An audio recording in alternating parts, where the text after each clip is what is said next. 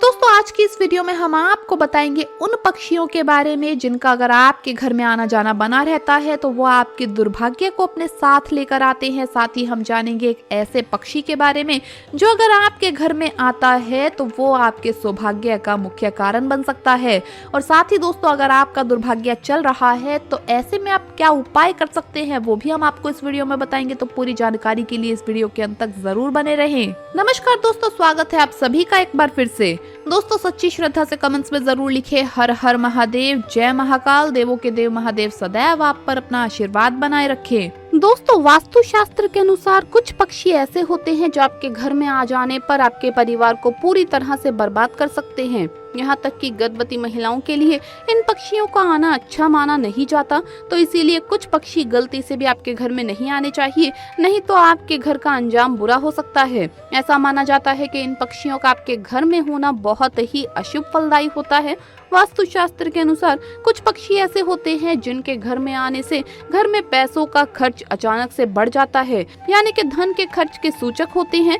प्राचीन काल से ही लोग कुछ पक्षियों के घर में आने को शुभ और अशुभ मानते हैं। इसीलिए आज के इस वीडियो में हम जानेंगे वो कौन से पक्षी हैं जिनका घर पर आना बहुत ही अशुभ कारक होता है और ये आपको कंगाल भी बना सकते हैं। और कुछ पक्षी ऐसे हैं जिनका घर पर आना बहुत ही शुभ होता है। तो चलिए जान लेते हैं उन पक्षियों के बारे में। लेकिन उससे पहले आपसे रिक्वेस्ट है कि वीडियो को लाइक करें, अपने दोस्तों के साथ शेयर करें और अगर आपने अभी तक चैनल को सब्सक्राइब नहीं किया है तो सब्सक्राइब करके बेल आइकन जरूर प्रेस कर लें। दोस्तों सबसे पहले जानेंगे ऐसे पक्षियों के बारे में जिनका घर पर आना अशुभ होता है और उसके बाद जानेंगे वो कौन सा पक्षी है जिसका घर पर आना बहुत ही शुभ माना जाता है। पहला पक्षी है कबूतर। शास्त्रों के अनुसार ऐसा माना गया है कि अगर आपके घर में कबूतर ने घोंसला बनाया है तो ये बहुत ही अशुभ संकेत माना जाता है। ऐसा माना जाता है कि जिस स्थान पर कबूतर वास करते हैं उस स्थान पर अलक्ष्मी का वास होता है और ऐसे स्थान पर लक्ष्मी वास नहीं करती। कबूतरों के आने से घर में गंदगी फैलती है और नकारात्मक शक्ति भी बढ़ने लगती है, जिससे घर में पैसों की तंगी महसूस होने लगती है और धीरे धीरे सारा धन भी खर्च हो जाता है। इसीलिए घर में या घर के आसपास कबूतर का घोंसला नहीं होना चाहिए। दूसरा है चमगादड़। पौराणिक मान्यताओं के अनुसार अगर घर में चमगादड़ घुस जाए तो उस घर में बीमारी या मौत बर्बादी अपना बसेरा बना लेती है।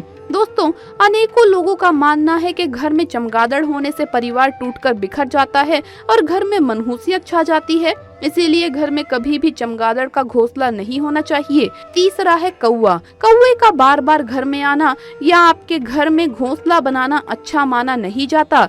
वहीं सपने में कौवे का दिखना भी बुरा संकेत देता है, जैसे सपने में कौवे की आवाज सुनाई देना या आपके शरीर पर कौवा बैठा दिखाई देना यह दुर्भाग्य आने की निशानी होती है।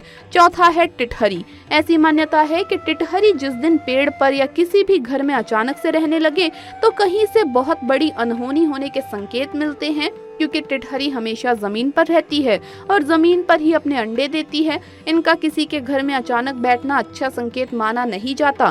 पांचवा पक्षी है उल्लू। अगर आपके घर में बार बार उल्लू चला आता है और बार बार एक ही दिशा में चिल्लाता रहता है तो ये बहुत ही अशुभ संकेत माना जाता है। ऐसा माना जाता है कि एक दो बार घर में उल्लू आने पर घर में खुशियां आती हैं, लेकिन घर के सामने उल्लू का बैठकर बार बार बोलना बर्बादी आने का लक्षण होता है। आइए अब जानते हैं उस पक्षी के बारे में जिसका घर पर आना या घर में घोंसला बनाना बहुत ही शुभ माना जाता है। दोस्तों वो पक्षी है चिड़िया। अगर आपके घर में कोई चिड़िया घोंसला बनाती है और वहां पर अंडे देती है तो इसे बहुत ही शुभ माना जाता है। इससे आपकी संपत्ति में और भी अधिक वृद्धि हो सकती है और आपके जीवन में चल रही परेशानियों का जल्द ही अंत हो सकता है। इसीलिए अगर आपके घर में कोई चिड़िया घोंसला बनाती है तो उस घोंसले को भूल से भी ना तोड़े, नहीं तो इससे अशुभ फल प्राप्त हो सकते हैं। दोस्तों बुरा वक्त हर व्यक्ति का आता है। बुरा वक्त आने से पहले किसी को समय बताकर नहीं आता, क्योंकि समय और परिस्थिति कभी एक जैसे नहीं होते। वक्त अपनी गति से चलता है और कभी किसी का अच्छा समय आता है तो कभी किसी का बुरा समय। अच्छे समय में तो लोग बहुत खुश होते हैं, लेकिन बुरा वक्त आते ही दुखी हो जाते हैं और खुद को संभाल नहीं पाते। इसीलिए उनके लिए कुछ कार्य ऐसे हैं जिन्हें नियमित करने से आपका बुरा समय जल्द टल जाता है और जितने भी समय रहता है उस समय आपके जीवन में सकारात्मक ऊर्जा रहती है। शास्त्रों के अनुसार व्यक्ति को सुबह उठकर किसी का चेहरा ना देखते हुए सबसे पहले अपने हाथों को चेहरे पर फेरना चाहिए और अपने हाथों की रेखाओं को देखना चाहिए। देखते हुए ईश्वर से प्रार्थना करें कि उसका पूरा दिन सुख पूर्वक बीते। इसके बाद उसे स्नान आदि से निर्वित होकर भगवान की आराधना करनी चाहिए और सूर्य देव को जल चढ़ाना चाहिए। अगर घर में तुलसी का पौधा है तो उसकी हर दिन पूजा करनी चाहिए। सुबह शाम तुलसी में दीपक भी लगाना चाहिए। खाना बनाते समय सबसे पहली रोटी गौ माता के लिए बनाइए और उस पर घी लगाकर गौ माता को खिलाइए। इससे माँ अन्नपूर्णा प्रसन्न होती है। रात को सोने से पहले अपने द्वारा पूरे दिन में किए गए कार्यों को याद करना चाहिए और अगर आपने पूरे दिन में किसी व्यक्ति का दिल दुखाया हो या उसे कष्ट पहुंचाया हो तो भगवान से अपने किए की क्षमा याचना करें। हमारे शास्त्रों में सूर्य को प्रत्यक्ष देव का दर्जा दिया गया है। इनकी उपासना से जातक के बुरे से बुरे समय का नाश हो सकता है।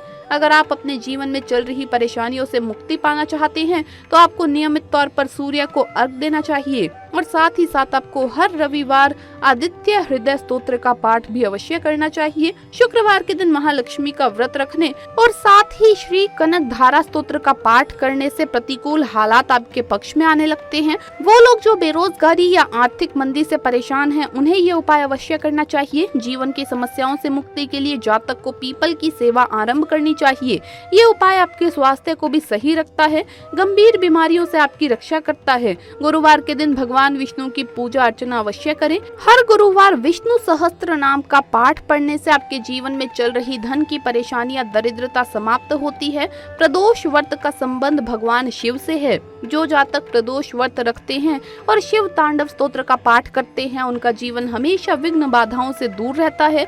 उनका विपरीत समय जल्दी कटता है और सफलता के द्वार उनके लिए खुलने लगते हैं। तुलसी की पूजा नियमित तौर पर करने से समय अनुकूल होने लगता है, हालात आपके पक्ष में आने लगते हैं और धन की देवी का भी आपके घर में आगमन होता है। माँ लक्ष्मी की भगवान विष्णु के साथ पूजा करें। पूजा के बाद किसी गरीब को खाना खिलाइए, इससे आपके घर लक्ष्मी जी का वास होगा। बता दें कि जहाँ लक्ष्मी जी का वास होता है वहाँ धन वर्षा होना तय है। ज्योतिष शास्त्र के अनुसार आप बरगद के पत्ते को गुरु पुष्य या रवि पुष्य योग में लाकर उस पर हल्दी से स्वास्तिक बनाकर घर में रखें। ऐसा करने से घर में सुकून और शांति का माहौल बढ़ता है। घर परिवार में बने कलह भी खत्म होने लगेंगे। घर के मुख्य द्वार के ऊपर भगवान गणेश का चित्र इस प्रकार लगाइए कि उसका मुख घर के अंदर की ओर रहे। उस पर सुबह दुर्वा जरूर अर्पित करें। ऐसा करने से घर में खुशहाली प्रवेश करेगी। दोस्तों, तेज पत्ता उन मसालों में शामिल है जिसका इस्तेमाल करीबन हर भारतीय रसोई में होता है। इसकी खुशबू की वजह से ये लाजवाब माना जाता है। पर क्या आप जानते हैं कि तेज पत्ते के इस्तेमाल से आप अच्छी नींद तो प्राप्त कर ही सकते हैं, साथ ही साथ आपका मानसिक तनाव भी दूर होगा और घर के वास्तु दोष भी दूर होते हैं। जी हाँ दोस्तों, एक छोटे से प्रयास से ये संभव है। यही नहीं, अगर इस एक ट्रिक से आप तेज पत्ते का इस्तेमाल करते हैं तो आपको सुकून भी मिलता है। घर से हर तरह की नेगेटिव एनर्जी को ये दूर करता है। आइए जानते हैं कि आपको इसे कैसे इस्तेमाल करना है। एक तेज पत्ता लीजिए, इसे एक कटोरी या एस्ट्रे में जला लीजिए। इसे कमरे के अंदर रख दें। इसमें से जो भी धुआं उठेगा उससे कमरे में तेज पत्ते की खुशबू फैल जाएगी। थोड़ी ही देर में आप कमरे में बैठने पर सुकून महसूस करेंगे। इस खुशबू में आधे घंटे बैठने से तनाव दूर होगा और अच्छी नींद आएगी। तो दोस्तों, आपको ये वीडियो कैसा लगा हमें कमेंट्स में जरूर बताएं। इस वीडियो को लाइक करें, अपने दोस्तों के साथ शेयर करें और अगर आपने अभी तक चैनल को सब्सक्राइब नहीं किया है तो सब्सक्राइब करके बेल आइकन जरूर प्रेस कर ले। जल्द मुलाकात होगी अगली वीडियो में। हर हर महादेव, जय महाकाल।